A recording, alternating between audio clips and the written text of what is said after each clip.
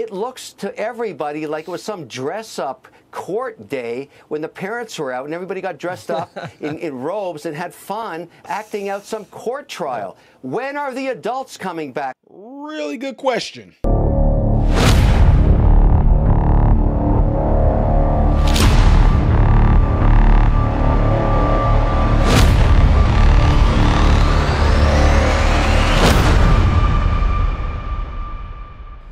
What's going on, everybody? Appreciate you guys all being here. Welcome to the channel. I am Ty Smith, modern Renaissance man. Make sure you follow me on all these platforms you see listed up here in the little black shaded area and the black shaded area down here, all right? Appreciate it. All right, and make sure that while you're watching my video that you give the video a thumbs up so it can be circulated within the YouTube algorithm, and also so my videos can continuously be recommended to you. All right, so we all know about the story, well, not the story, you heard the bombshell story, which is a good bombshell, that Trump got an appeal to lower his percentage of the $454 million by 60-some-odd%, taking it down to 175, in which my last video I told you I wouldn't want to pay anything. If I ain't do nothing wrong, even if I have the 175 and that really won't hurt me as a billionaire too much, I still wouldn't want to pay it. Anyway, if y'all don't know, Kevin O'Leary, who was on who is known as being, you know, I think he's a billionaire himself, but he's definitely known for being on Shark Tank, being a straight shark is what he is. And he has some words to say. Even though he's not a fan of Trump, he was giving perspectives on things that a lot of us did not know about when it came to money markets and things like that, and what we look like to other countries, which some of us didn't even know, wouldn't even think how this would affect other markets around the world. I did not myself. I'm not no big, huge money tycoon to be knowing that aspect of business, right? But Kevin O'Leary did. So let me give you an idea, like some of the things he was talking about prior to the appeal. Let's talk to Kevin O'Leary. Kevin, I study the media machine. I can see them working and where they're going, and I don't like where they're going. This looks dangerous. Do you feel that way? I've been watching this happen for the last 5 years. I mean, it's getting very, very fractured. Everybody has a different opinion. The amount of noise going after the American person, any individual at the kitchen table, I mean, it's so chopped up and there's so many different narratives. And what I've learned, and I'm very encouraged by this, is you talked about BS. Well, the actual best filter of that is the American public. They smell BS a mile away. And they know it's coming at them from various different directions, whether it's, you know, the left or the right or the podcast or the social media platforms. It's just all noise. And I got to tell you, I'm giving the American people more credit than they get in the press. They listen to this stuff and they say, that makes no sense to me. And I'd like to hear some policy, particularly around this election, which has gone crazy. We're going so far in every different direction. I'm very encouraged by what I'm seeing. I'm very happy when I go to a place like Fargo, North Dakota, or somewhere in West Virginia or Oklahoma City. Why don't you talk to those people? They don't take any BS at all. They get it. They get it, but then I get nervous. And that O'Leary really encourages me. I'm pretty encouraged that we're going to end up in the right place. I'm optimistic too, but then I get worried when I see this Hispanic voter who was interviewed, and if you look at the larger context, he goes on to say, everything's so expensive, I can't afford this, I can't afford that, I'm not better off than I was 4 years ago. But then I hear Trump say bloodbath, and I'm like, and that worries me, because this guy is locked in on policy, and then he gets brainwashed by a hoax, and now he's like 50-50. Jesse, that's Trump speak that's been going on for 9 years. Trump's been saying the same stuff for 9 years. You got to forget all that stuff. You got to listen to policy. I want to hear what the strategy is for border security and energy independence. I want to know what the plan is for foreign policy and taxation. I want to hear from both sides. I mean, talking about what Trump says in any 24-hour cycle, are you kidding? We've been listening to that for 9 years. Get over it, everybody. Well, they have to get over it. Start thinking about what the policy is. You think about it, I think about it, we hope more people think about it. But they're gnashing their teeth, Tish James, at seizing properties. And people in the press are applauding. They're giggling. This is bloodthirsty. Okay, now you're talking. You're right. This is hurting the American brand. What's going on in New York it has nothing to do with Trump. That case is over. What's going on now is concerning financial markets all around the world, because in the United States, and everybody, I don't care what color you are, red or blue or independent, doesn't matter, we are the bastion of safety when it comes to investing large pools of capital. That's what America represents. We have property rights, we have an appellate system, we have law people trust, and we give you good returns with the least amount of resistance. And what's happening in New York is tainting the American brand. I mean, seizing assets after 22 days? In a bankruptcy court, you get years to resolve this. This is not a good look on New York. It doesn't matter this Trump. It could be anybody. I think that's very bad for the American brand. And I also would argue that you think about if this is going to help New Yorkers, they should be asking for better management. I'm very disturbed. And the way I look at it, and I speak to many institutional capital fronts, including sovereign wealth, because I'm trying to buy TikTok right now. So I'm running all around the world trying to raise $30, $40 billion. And they all ask me the same thing. We're watching this New York thing play out. It looks to everybody like it was some dress-up court day when the parents were out and everybody got dressed up in robes and had fun acting out some court trial. When are the adults coming back into this? There are no adults yet. That's true. I mean, you're running around trying to raise $40 billion. I'm running around trying to sell my book, get it together. Doing different things, but I believe we believe the same things. Kevin O'Leary, thanks as always for sharing your expertise on Primetime. Take care. All right, so now you just heard what he said about that. That was before Trump's appeal, right? Now, he was like completely, y'all heard him. He was like livid about a lot of this stuff that was going on, completely pissed off to where they're still talking about not doing no business in New York because of this. It's crazy, right? Now, after Trump wins the appeal, and I showed you guys in my last video of what Trump had to say about Judge Engoron, however you say it, Igor, whatever you want to call him.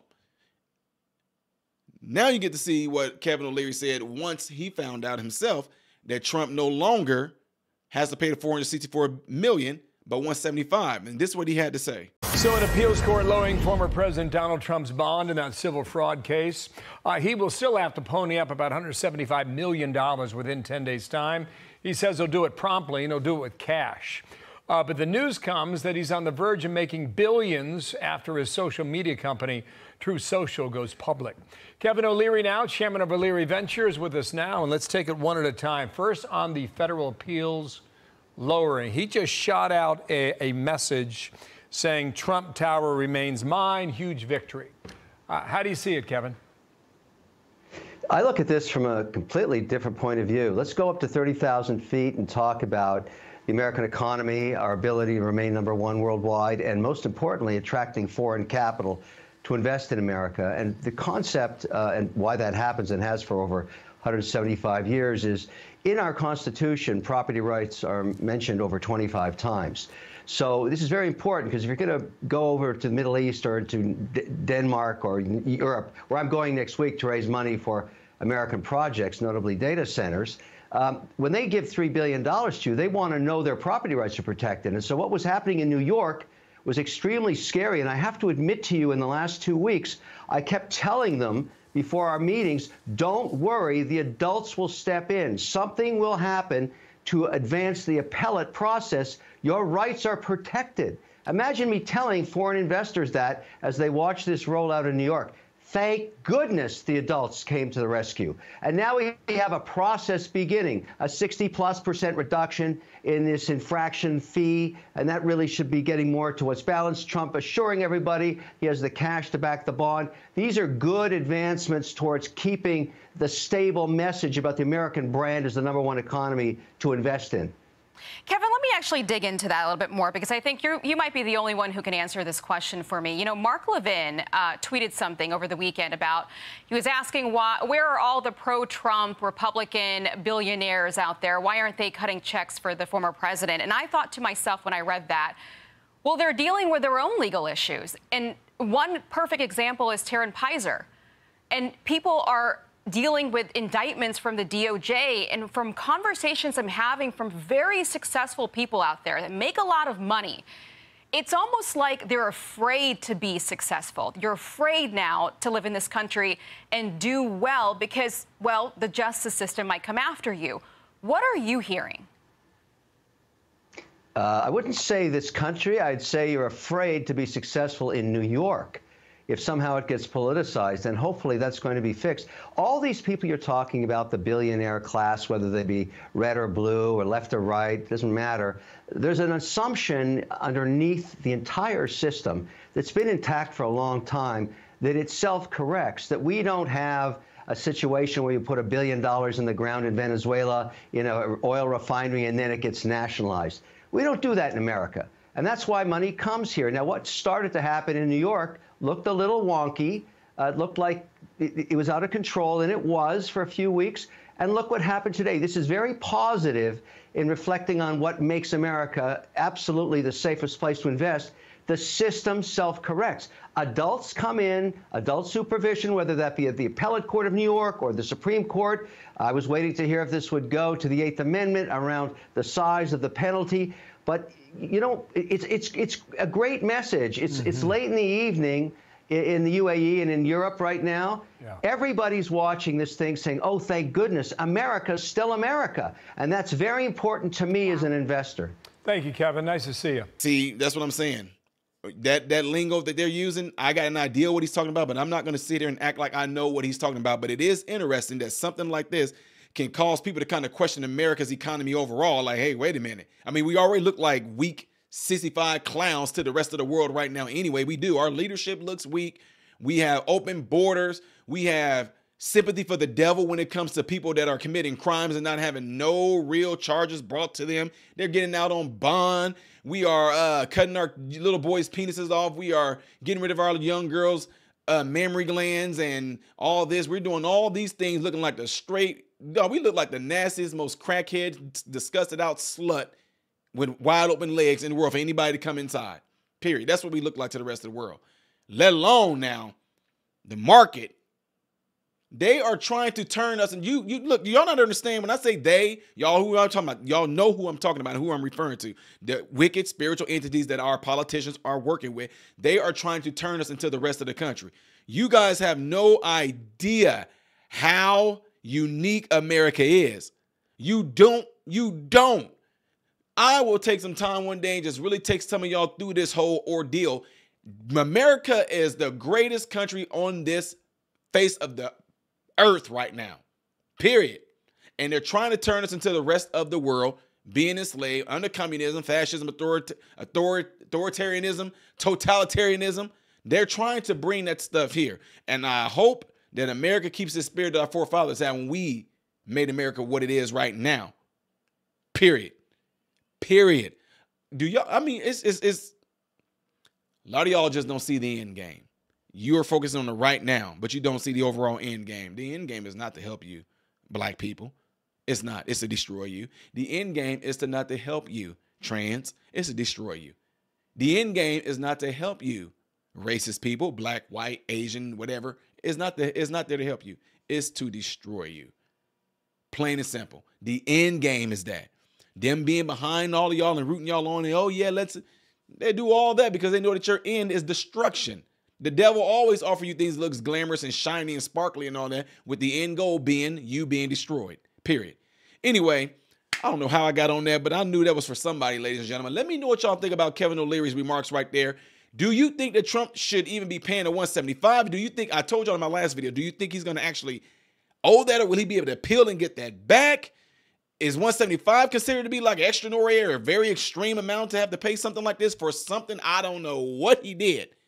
And still I ask, even the ones that disagree with me, I still ask, can you tell us in layman's term, I don't care how long your comment is going to be, tell us in layman's term what Trump did. You keep on saying civil fraud, but what was it? If you tell me he murdered somebody, who, how, when, where? We're not getting any of that. We just, he upped the value props. He upped the values of his properties and did. But who complained about it? Some people that weren't even involved. You remember that thing? Stay out of my business. So it's okay. Yeah, I'm about to put you on the spot. I'm messing with my wife. okay? Me and my sons do these deals all the time. My sons, grown men, 22 and 20, right? We do these deals all the time. Sometimes I might have something that my son really wants, right? Especially my youngest one. We always negotiate and stuff. He sees me with some food or something, right? Because he don't feel like driving and going to get it. He'll tell me, I'll give you $10 for the rest of that. And I say, nope, give me 13, 14. He go, okay. My wife be like, now that's your son. I don't know why you won't want to give it to him for free. Would you stay out of our business? This is what I be saying to my boy, stay out of our business. This between me and him, what are you doing? But I just think it's wrong because that's your son, that you are the father of him. You gave him life, and I don't understand why you wouldn't give it to him for free. Me and him are making a deal right now. It's because it's my food that I want to eat, and because he don't feel like driving and going to get it, he offered me this, and I offered him that, and he agreed to it. What are you in our business for? So that's what I'm saying. That's the way I look at it. And some of y'all, dang, Ty, you really? Yes, I do. I pay for my sons is grown. They're grown and they have jobs. They make their own money. So if I have this food before me that I paid for and he wants it and he offered me some money and I offer him a little higher price, whatever like that, if he agreed to it, because that means I got to go and go get the food that he wants from me right now, which means I'm going to be, see, y'all don't think about that. I have to go and get this food that he wants. I don't mind going and driving to get me some more. But now I know that's going to cost me this much in gas, this much in time. And the fact that I even have to give up the food for me being generous, yes, I'm going to up the ante. This is how much I think my food is worth. No, I know if you go and buy it yourself, you might only have to pay $11 for it. But I got to drive and go get it now. And my wife, I just don't get it. Exactly. Stay out of our business. So anyway, that's the way I kind of look at this, because none of y'all have come forward and gave me any real hard evidence of wrongdoing. Anyway, don't forget, ladies and gentlemen, hit that like button so this video can be circulated within the YouTube algorithm. Get into those cell phones. Let somebody know about this channel. We just hit 400K, baby. It's because of you guys putting the words out there. Get into those cell phones in your contact list or your social media platforms and share this channel. Encourage somebody. DM them. Direct message them. Send them a message. Hey, go check out Ty Smith, Model Renaissance Man YouTube channel if you would, please. All right? Appreciate it. I am Ty Smith, Model Renaissance Man. I hope and pray every last one of you guys have food, shelter, and clothing. Most of all, I pray every last one of you guys are in great health, mentally, physically, emotionally, and spiritually. God bless you all through Jesus.